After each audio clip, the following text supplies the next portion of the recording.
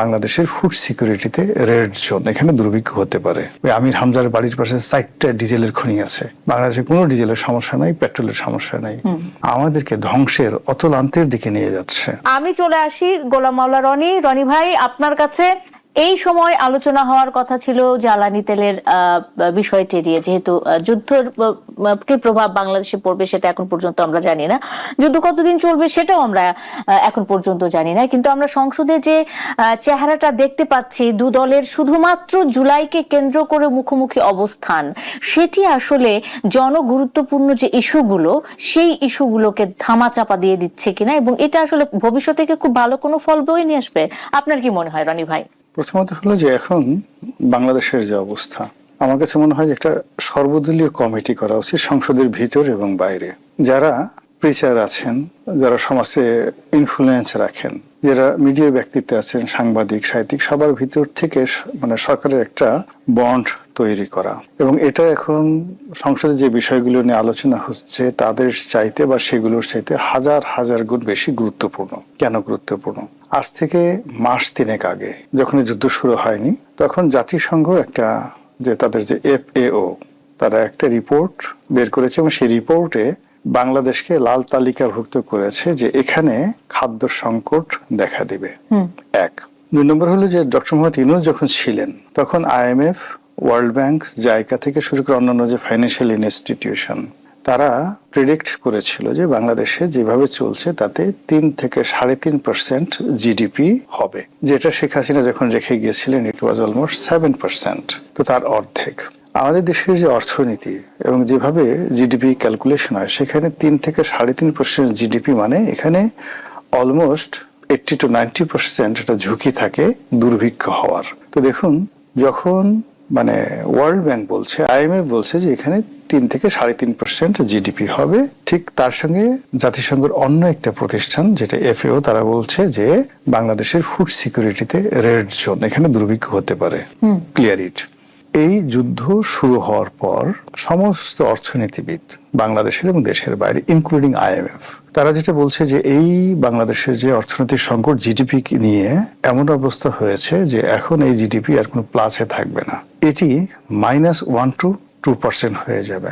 আমার জানা মতে ব্রিটিশ দ্বিতীয় বিশ্বযুদ্ধের পর আমাদের যে ভারতের যে জিডিপি কিংবা আমেরিকা বা ইংল্যান্ডের যে জিডিপি, যেখানে খুব বেশি খারাপ অবস্থা গেছিল, তখনও সেটা মাইনাসে যায়নি। কিন্তু বাংলাদেশে এইবার এই মানে ফিসক্যাল ইয়ারে, অর্থ বছরে, এটা -2% যাওয়ার সম্ভাবনা আছে। এবং এই কথা সরকারি দলের একজন সংসদ সদস্য রেজা কিবরিয়া তার নিজে বলেছেন তার IMF এর সূত্র দিয়ে টেলিভিশনে। তো এরকম অসংখ্য ঘটনা, যে ঘটনাগুলো নিয়ে সরকারের অর্থমন্ত্রী, কর্তা ব্যক্তি, যে এরকম একটা পরিস্থিতি যখন হয় তখন আসলে সচেতন হওয়া ছাড়া আমাদের আসলে তেমন কিছু করার নেই। মানুষ যাতে অধৈর্য না হয়, ধৈর্য হারিয়ে না ফেলে। এবং আমরা যারা সমাজে বিভিন্ন কথাবার্তা বলি, আমার মাসুদ কামাল সাহেব, আমাদের কথাবার্তার মধ্যে যেন একটা ধারাবাহিকতা থাকে, ইনক্লুডিং ইউ, যেন আমরা এই সময়টাতে দেশ এবং জাতির পক্ষে একত্রে কাজ করি। এই বিষয়গুলো নিয়ে না তারেক রহমান সাহেব, না জামাতের সভাপতি শফিকুর রহমান সাহেব, তারা এটা ট্রু শব্দ এখন পর্যন্ত উচ্চারণ করেননি। এবং আমি এই যে ভাষায় আপনার সাথে কথা বললাম,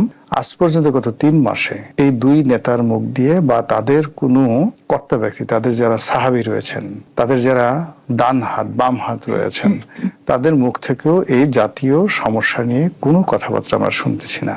সরকারের কাছ থেকে যে কথা শুনছি সেটা হলো খাল কাটলে বাংলাদেশের সব সমস্যার সমাধান হয়ে যাবে, কোনো দুর্ভিক্ষ থাকবে না, এবং ধান, চাল, আটা, ময়দা, চিনি থেকে শুরু করে নিত্য প্রয়োজনীয় দুর্বল সামগ্রী খাল দিয়ে ভেসে ভেসে এসে টেকনাফ থেকে তেঁতুলিয়ায় এতটা ছড়ায় যাবে, শুধু লোকজন খালের তীরে দাঁড়িয়ে বস্তা ভরে ভরে সেখান থেকে তুলবে, এরকম অবস্থা মনে হচ্ছে। তাদের অবস্থা দেখে মনে হচ্ছে যে তারা যে ফ্যামিলি কার্ড দিচ্ছে, ওটা এত গুরুত্বপূর্ণ যে ওই ফ্যামিলি কার্ড যেখানে দেন, আপনি গাছের কাছে দেন, মাছের কাছে দেন, ব্যাংকের কাছে দেন, বিমার কাছে দেন, বিল্ডিং এর কাছে দেন, ওই কার্ড ছোঁয়ানোর সাথে সাথে সেখান থেকে শুধু টাকা বেরোতে থাকবে, আয় করতে হবে না। তারা ডিজেল কার্ড করছে, ভাবসব দেখলে মনে হয় এই ডিজেল কার্ড যদি ওই আমাদের যে বিভিন্ন ব্রিজ, কালভার্ট, পুল, এগুলোর যে পিলার গুলো আছে, পিলারের ঘষা দিলে ওখান থেকে তেল বেরোতে থাকবে, ডিজেল বেরোতে থাকবে, এইরকম একটা তার আনন্দ উৎসবে মানে মগ্ন।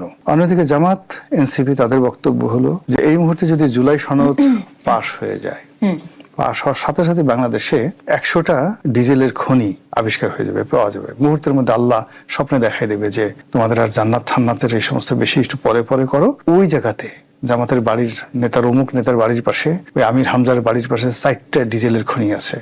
খালি ওখানে টিউবওয়েল বসাবা, ভক ভক ভক ভক করে ওখানে শুধু ডিজেল বেরোতে থাকবে। বাংলাদেশে কোনো ডিজেলের সমস্যা নাই, পেট্রোলের সমস্যা নাই, শুধু জুলাই সন স্বাক্ষর করলেই হবে। আরেকজন হয়তো মনে করতেছে যে না, এখানে যদি সংবিধান সংস্কার করা হয় তাহলে আমাদের যে এখন এই মুহূর্তে অর্থনৈতিক সংকট আছে, কিন্তু এটা করার সাথে সাথে বাংলাদেশ ব্যাংক অটোমেটিক এখানে যেখানে সোনা আছে 100 গুণ সোনা হয়ে যাবে, যেখানে ডলার আছে 100 গুণ ডলার হয়ে যাবে, যেখানে টাকা আছে 100 গুণ টাকা হয়ে যাবে। ফলে এই যে তারা একটা হ্যালোসিনেশন এবং একটা ইলিউশন, ইংরেজিতে যে দুটো শব্দ বলি, এই দুটো দ্বারা সরকারি দল এবং বিরোধী দল যে হ্যামিলনের বাঁশিওয়ালার মতো করে বাঁশি বাজিয়ে বাজিয়ে আমাদেরকে ধ্বংসের অতলান্তের দিকে নিয়ে যাচ্ছে।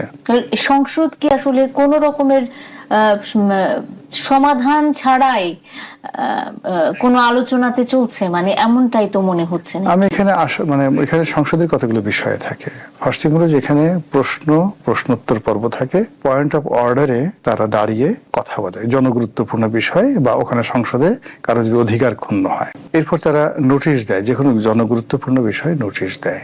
এর বাইরে রাষ্ট্রপতির ভাষণের উপর তাদের একটা আনলিমিটেড লিবার্টি থাকে তারা কথা বলার জন্য।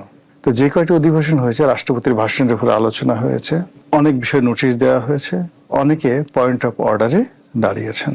তো এই যে জিনিসগুলো হয়েছে, তারা সব ব্যাপার কথা বলেছে, মুক্তিযুদ্ধ নিয়ে কথা বলেছে, রাজাকার নিয়ে কথা বলেছে, তারপর শেষে তাদের ব্যক্তিগত স্বার্থ সংশ্লিষ্ট বিষয় নিয়ে কথা বলেছে, একে অপরকে ভুয়া ভুয়া বলেছে, একে অপরকে গালাগাল করেছে, ঠাট্টা করেছে, মস্কারা করেছে, সবই করেছে, কিন্তু আপনার আমার কথা বলা হয়নি। এটা বিরতি নেই।